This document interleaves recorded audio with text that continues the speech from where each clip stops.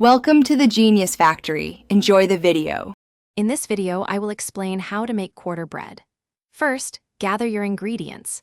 You'll need 3 cups of all-purpose flour, 1 teaspoon of salt, 1 cup of warm water, and 2 teaspoons of active dry yeast. Don't forget 1 tablespoon of sugar and 2 tablespoons of olive oil.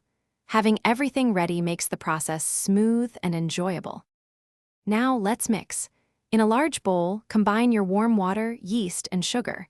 Let it sit for about 5 minutes until it becomes foamy. This shows your yeast is active.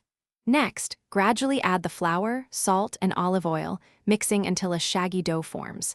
Then, knead it on a lightly floured surface for 8 to 10 minutes until it's smooth and elastic. After kneading, place your dough in a lightly greased bowl, cover it, and let it rise in a warm place for about 1 hour. It should double in size.